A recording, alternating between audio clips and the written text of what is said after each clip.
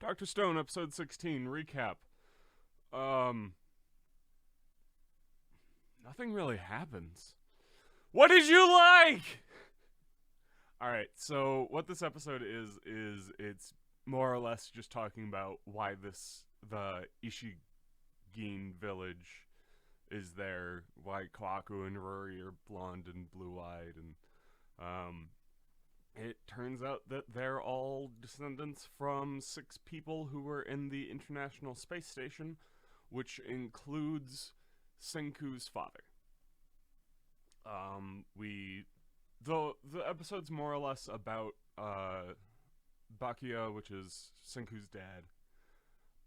He always had dreams of becoming an astronaut, and Senku, when he was in like 5th grade,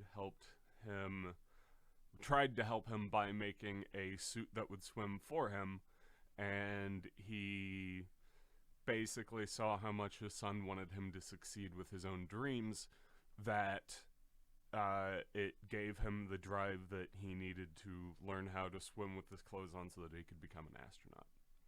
Then the second little bit of this episode is Senku's dad in space, and it ends with us getting to see the Earth get re-stoned. Well, not re-stoned. We get to watch the Earth get stoned from their perspective, and then we get to see the immediate reaction of them.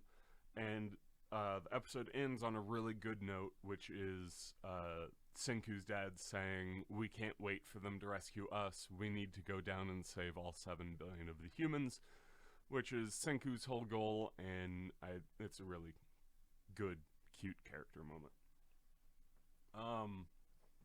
But yeah, this episode's gonna be hard to make a podcast on. As always, you've got good artwork. The characters in this episode, we meet 6 new characters, and we're kind of stuck with them for the entire episode, and they're all just kind of a joy to be around. Even the guy who kind of is the wet blanket for the other 5, he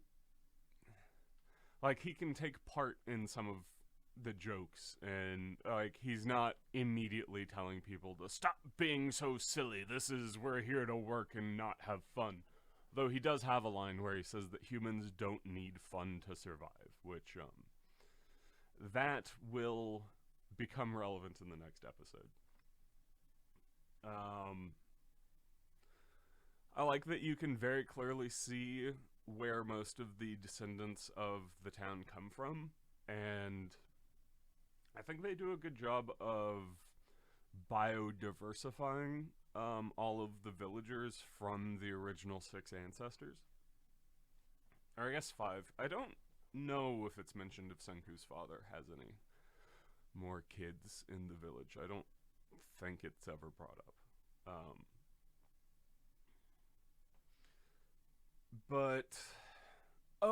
We do get to see in the shot where the Earth gets,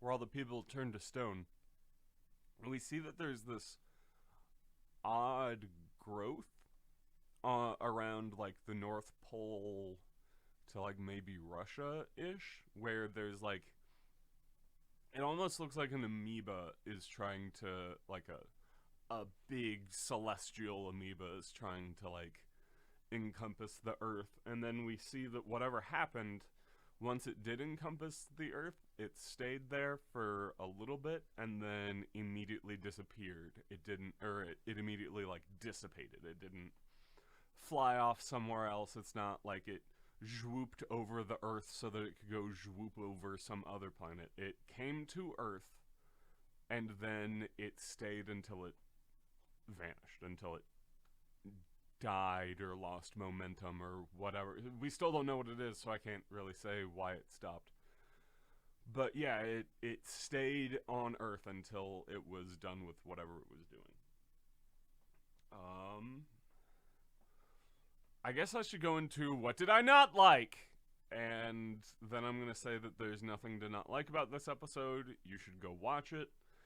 And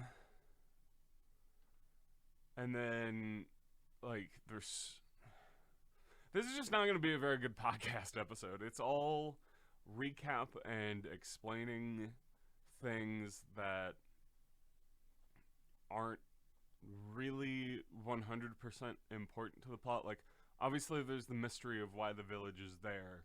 There's the. I mean, that's really it, I guess. It tells you why the village is there. And we don't even get to the village in this episode. I guess that's what I don't like, is even though we're meeting all of these new characters, it still feels like it's dragging a little bit, which is surprising because all of the character work in this episode is really, really good. If you want a good... If you want something to take notes about on this episode, it would be how to introduce characters that your audience has to be on the same side of and are going to be expecting the characters to be good and fully fleshed out, especially if those characters aren't going to be in your show for very long. There we go. Okay. But yeah, nothing not really to like. I don't really want to get into spoilers until next week, if there are even any there. So, I guess I'm already to what's my big takeaway. And I think my really big takeaway for this episode is that you should support those that you love, even if you don't understand how you're going to be helping them. So, Senku has a very clear idea of, I need to teach my dad how to swim so that he can become an astronaut. And Bakia even admits to the space agency when they're interviewing him that, no, there is, like, that suit did not help me at all. But I realized how important me doing what I want to do is to my son. And he put all of this effort in. As a 5th grader, he made a suit that can manipulate muscles. It's like a mind control suit. And he says that was so amazing that it gave him the drive to figure out how to do the whole swimming in his clothes thing.